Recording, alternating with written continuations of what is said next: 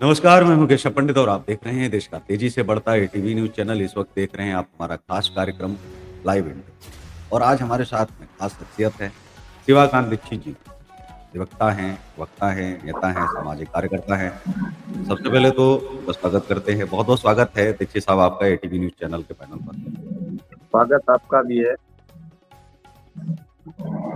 अगर हम शुरुआत करते हैं सवालों की, सबसे पहला तो सवाल यही मेरा रहेगा क्योंकि आजकल जो राजनीति है वो मुसलमानों के ही इर्द-गिर्द घूम रही है। कोई उनके खिलाफ है, कोई उनके साथ है, कोई कह रहा है कि तुम छलावा कर रहे हो, कोई कह रहा है कि तुम दिखावा कर रहे हो। इसी को लेकर के 5 महीने से जो जेपीसी की रिपोर्ट थी, तमाम मीटिंगों के बाद में कल सक्सेसफुली 2 बजे जो है बिल पास हो गया। 288 बहुमत के आधार पर 288 मत पड़ते हैं और रात में जो है बिल पास होता है। और सबसे पहले तो मैं इसी परिप्रेक्ष्य में पूछना चाहूँगा कि वक़्त को लेकर के आखिर क्यों सरकार इतना कर रही थी, इतनी जल्दबाज़ी? क्योंकि जब पहली बार ये आए तो इनके पास पूरा आँकड़ा था, तब तो हाथ भी पसारने नहीं थे। पहली बार भी कर सकते थे, जो आज तक इन्होंने द्वंद किया है, जो चीज़ें झेली हैं, तो वो इतना लंबा इंतज़ार क्यों जो है किया इन्होंने वक़्त के लिए कि अब संशोधन जो है करने की आवश्यकता पड़ गई कि इतने तैयारी नहीं थी या फिर उस तरफ ध्यान नहीं था या बहुत सारे काम थे? जी।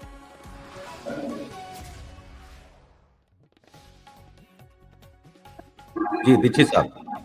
जी, जी। इस बारे में मैं कहना चाहूँ सरकार के पास एक ही काम नहीं होता कि टोटली सबको सब सुविधा जैसे-जैसे मुद्दा गरमाया गया तो उनके लिए कोई सिर्फ डिसीजन निकाला गया। अभी तक क्या होता था जिस चीज़ पे लोग उँगली रख दिए वो सब हुआ तो फिर अनावश्यक चीज़ें कई जगह हुआ, ये यहाँ निकला, ये शिव मंदिर है, ये मकबरा है, ये सब करके जैसे-जैसे विवाद बढ़ता गया तो इस बारे में फिर सरकार को एक निर्णय लेना पड़ा। और जितना ही कुरेदोगे फिर उतने में घाटा रहेगा। अभी तक जो जैसे पड़ा था उस बारे में ध्यान नहीं दिया जा रहा था। और जैसे-जैसे इन लोगों ने अपनी सोच दिखाई वैसे-वैसे कानून ही सर्वोपरि है हमारे अनुसार तो मैं एक्चुअली लॉ से भी हूँ, तो फिर उसके बाद में लॉ पे ही सब आ जाता है। आखिर जी, में आओगे तो कानून के ही दायरे में। जी। तो इसलिए जो चीज़ें आवश्यक थी फिर उसको गवर्नमेंट ने आवश्यकता के अनुसार मुनासिब समझा तो इसलिए पास कर दिया। अभी तक तो अन्य सरकारों में जो जैसे था ऐसे ही चलता रहा। अब इसलिए ज़रूरी हो गया कि किसी को कोई दिक्कत ना हो। जो विशेष समुदाय के लोग थे, वो विशेष लाभ ले रहे थे, वो भी खत्म हो जाएगा। और जो ये अच्छा, जो धर्मनिरपेक्ष सवाल अब इसमें ये भी उठता है, कुछ लोग आरोप लगा रहे हैं कि ओवैसी साहब ने बिल फाड़ा, ओवैसी साहब खुद 3,000 करोड़ की संपत्ति दबाए पड़े हैं। ये बिल आने के बाद में संपत्ति की जाँच होगी और वक़्त देखो, को वो ज़मीन सारी वापस जो करनी पड़ेगी। तो इसके जो कारण ही तो वो दूसरी तरफ नहीं थे।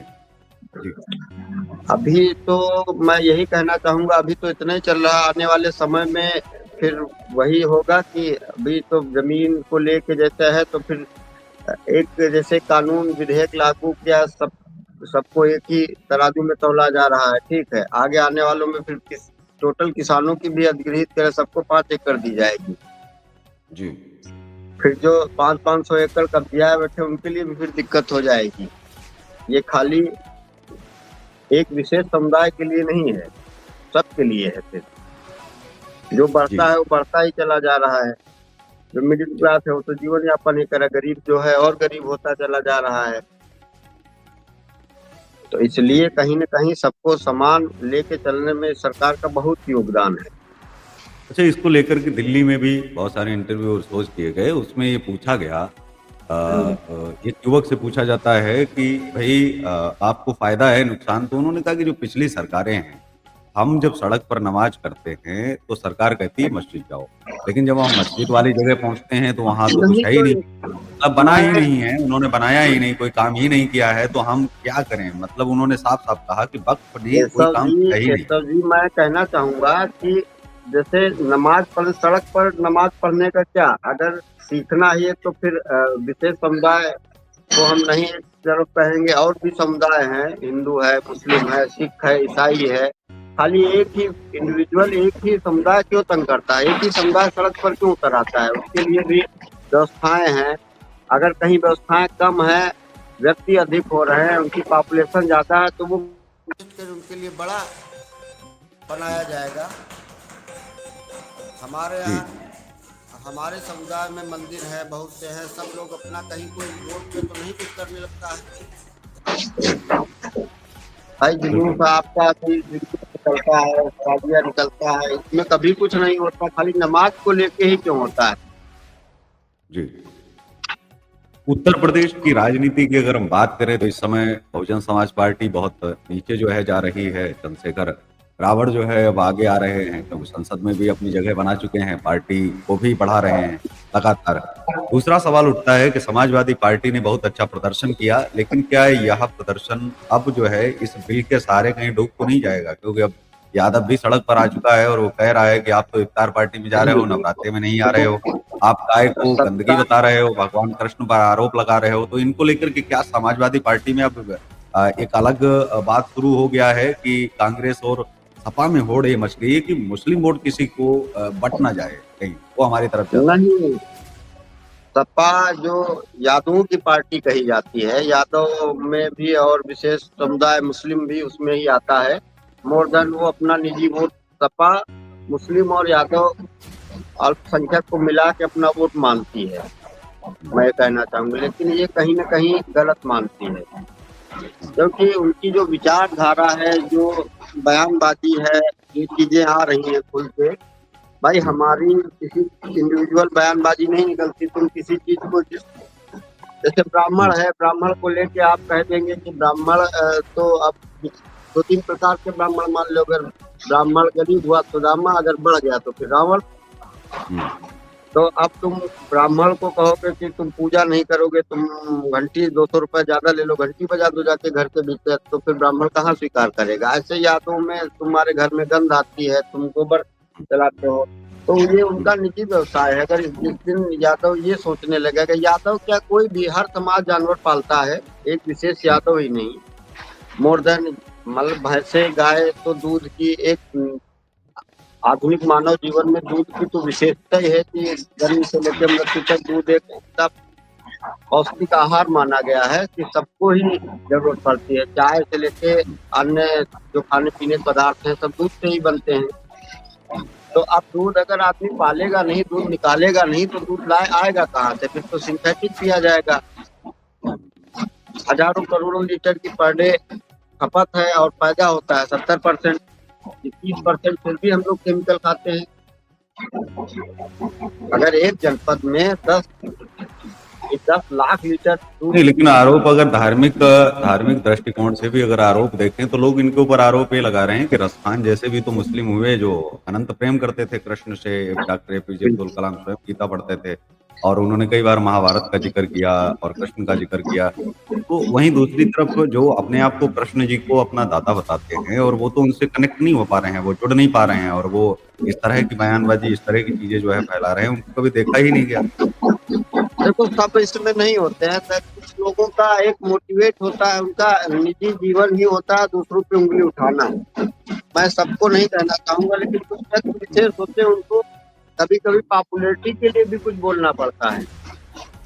आधुनिक जो मैं देख रहा हूँ, आधुनिकीकरण इतना ज्यादा बढ़ गया, लोग फेमस होने के लिए भी बोल लेते हैं कि इस पे कुछ दिन तक मुद्दा चलता रहेगा तो एक्सक्लूसिव चलता रहेगा, मीडिया छाई रहेगी, हमारे बारे में लोग देखेंगे, फिर उस गुण में जाएंगे कि ये क्या बुरा था क्या अच्छा था।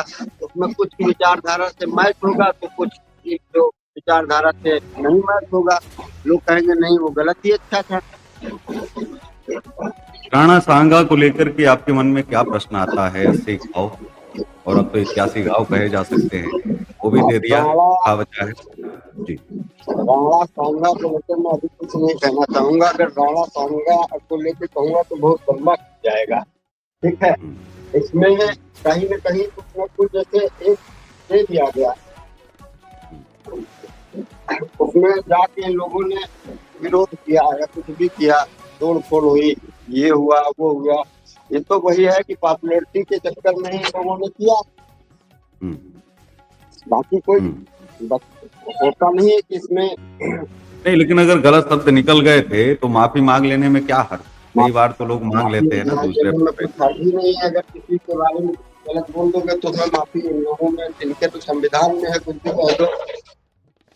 संविधान, नेताओं का संविधान अलग ही लिखा जाता है हमारे अनुसार से। वही अभी जेल में एक बंद जो है कैदी वोट नहीं डाल सकता, उसके पास नागरिकता नहीं है लेकिन चुनाव लड़ सकता है, ये कहाँ का न्याय है? हमारे भी संविधान में बहुत त्रुटियां हैं। आदमी नेता बन सकता है लेकिन अपना मत नहीं दे सकता। तो आपके कहने का मतलब है कि जेल जाकर के नेता बनना ज्यादा अच्छा रहेगा, फायदेमंद भी, क्योंकि वहां से वो चुनाव लड़ सकता है और उसके शायद आने जाने की व्यवस्था भी हो, सुरक्षा भी उसको मिल नहीं, जाए, तो हमने ज्यादा ये नहीं इज्जत भी कहा कि होने जेल लगेगी। जाने से करना, हमने ये कहा कि जेल से आदमी चुनाव लड़ सकता है लेकिन अपना मताधिकार नहीं, नहीं प्रयोग कर सकता। ऐसा क्यों? मैं वही कह रहा हूँ कि वो अपने अधिकार जो है, अगर जेल में बैठे हुए अरे लोग एक भी अगर बैलेट बॉक्स अधिकतर जेल जो में है इसको पहुंच जाना चाहिए, वहां के लोग भी। हर जेल में जी, कुछ नहीं तो प्रति बिल्कुल। जेल में 2 से 3 हजार आदमी बंद होता है, 2 से 3 हजार आदमियों को मतलब भारतीय मत न्याय से वंचित व्यवस्था रखा में, जाता है। भारतीय न्याय व्यवस्था की अगर बात करें तो सुधार की बड़ी आवश्यकता है और सुधार होना भी चाहिए। उस परिप्रेक्ष्य में उस समय बना होगा, लेकिन आज के दौर में बहुत कुछ सुधर जाना चाहिए। जैसे वोट का जो अधिकार है, अमेरिका में अगर हम देखें तो वहाँ कैदियों को भी अधिकार है। मतलब वो जेल में बंद हैं तो जेल वही से ही अपने मत का प्रयोग कर हमारा, सकते हैं, क्योंकि क्योंकि सरकार तो उनकी जबकि भी है, हमारा कैदियों के संविधान लिए भी तो बाहर से प्रधानमंत्री है। हुँ, कैदियों को, मानव को सब मस्त अधिकार है, तो फिर जेल से चुनाव लड़ने का ही अधिकार क्यों है? अगर वोट डालने का अधिकार नहीं दिया जा रहा तो चुनाव लड़ने का भी अधिकार खत्म किया जाए। वो बाहर आए, क्लीन चिट हो, साफ सुथरा हो, तब आके नामांकन करे। हुँ, जी, कहीं ठीक न है। कहीं हमारे भी संविधान में गड़बड़ी है, हुँ। उसको भी दुरुस्तीकरण की आवश्यकता है। भारत के अंदर एक बड़ी माँग उठी सनातन बोर्ड की, और ये कहा गया कि कोई वक़्त को हटाने की या उसको कम करने की ज़रूरत भी नहीं पड़ती। अगर सनातन बोर्ड एक बना दिया जाता और उसको उतने ही अधिकार ठीक वैसे ही दे दिए जाते जैसे जो अधिकार वक़्त के पास थे। उदाहरणतः मैं आपको समझा दूँ। जैसे कि ये धार्मिक आधार पर चलता है, कि धर्म के आधार पर किसी आपकी ज़मीन पर कहा कि ये ज़मीन दान की गई है, तो आप अगर साबित नहीं कर पाए, कागज़ आपके सिद्ध नहीं कर पाए, और वो भी इन्हीं की कोर्ट में करना होता था, तो वो ज़मीन आपके पास से चली गई। अब जो ज़मीन दान की गई, तो दान तो पुस्तकों के आधार पर मानी जाएगी। अगर वो पुस्तकों के आधार पर अगर मानी जाती है, तो ये तो पूरी पृथ्वी क्या पूरा ब्रह्मांड पहले ही दान किया जा चुका है। इन पग में तो भगवान वामन ने ही नाप लिया था। तो धर्म के आधार पर तो फिर कहीं किसी का कुछ बचता नहीं ना, और एक बार दान की गई वस्तु दोबारा तो दान नहीं की जा सकती है। तो एक बार अगर ये दान अगर कर दी गई है, तो दोबारा इसमें कहाँ से दान बार-बार, बार-बार दान की हुई वस्तु को तो दान नहीं कर सकते हैं। तो फिर तो ये एक तरह से युद्ध की बड़ी स्थिति उत्पन्न हो सकती थी। दूसरा सवाल साथ में कि वक़्त तो है ही नहीं उन क्षेत्रों में जहाँ से आया है इस्लाम, वहाँ तो वक़्त है ही नहीं। और ये भारत के अंदर ही क्यों है? अन्य इस्लामिक स्टेट में नहीं है, अन्य अमेरिका में नहीं है, या फिर हम बात करें कि बहुत सारे जो देश हैं, वहाँ क्यों वक़्त नहीं है?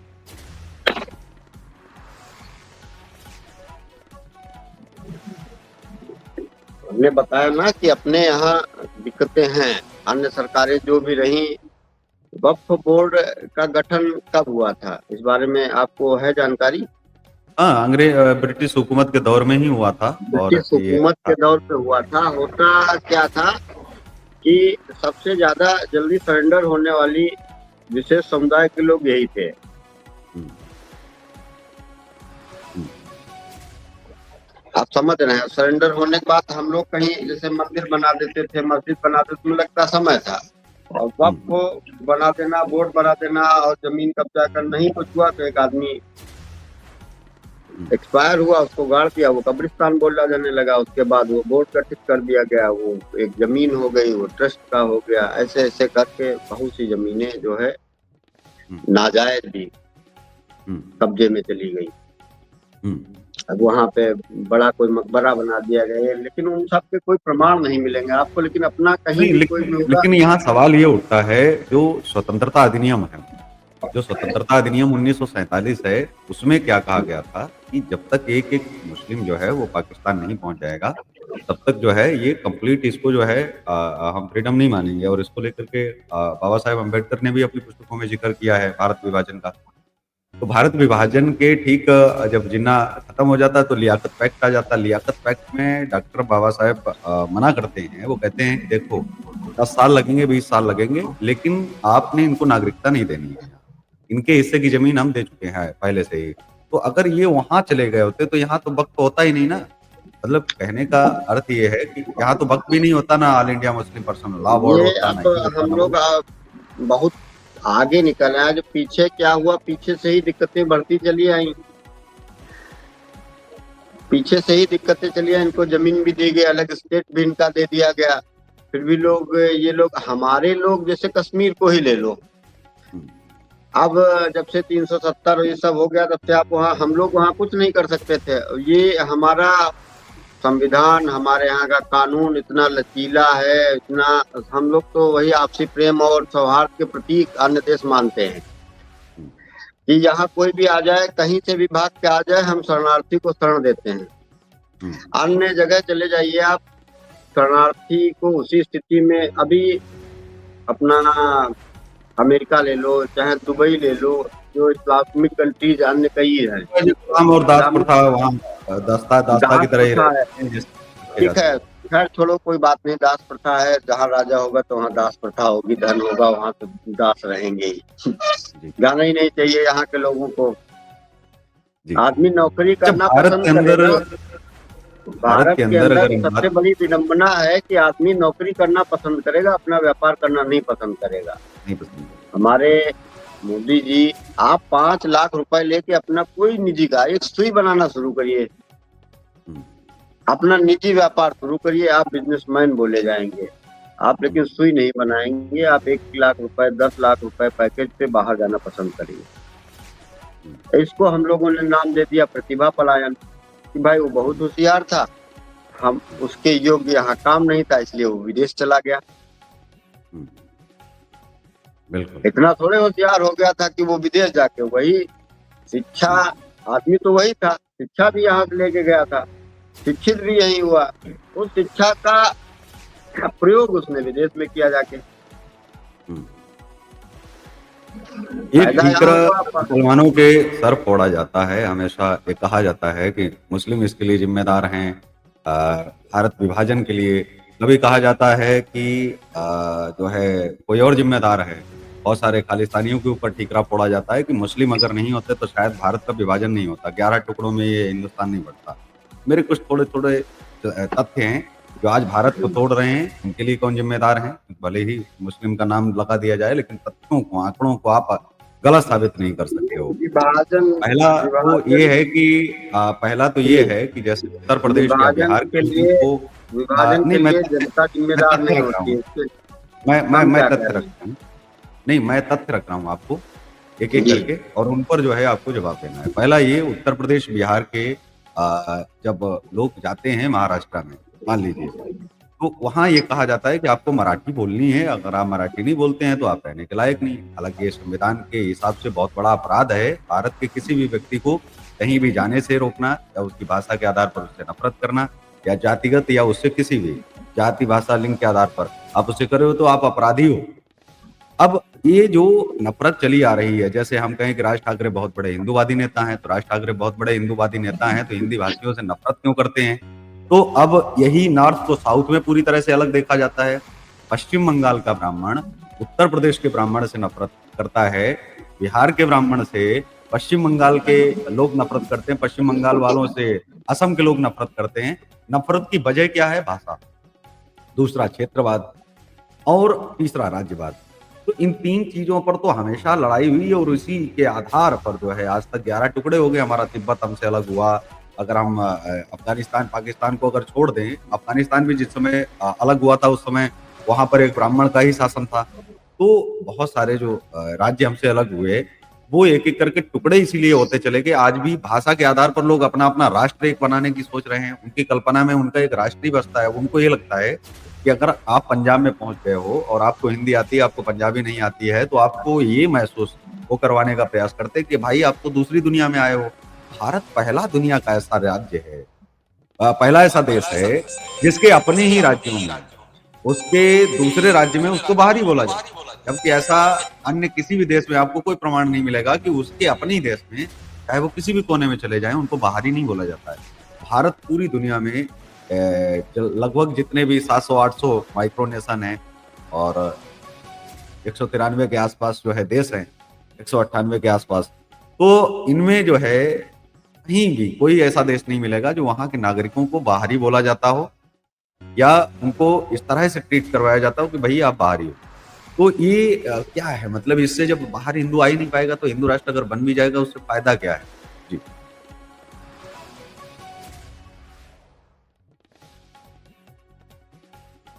देखिए साहब आवाज़ पहुँच रही है आप तक?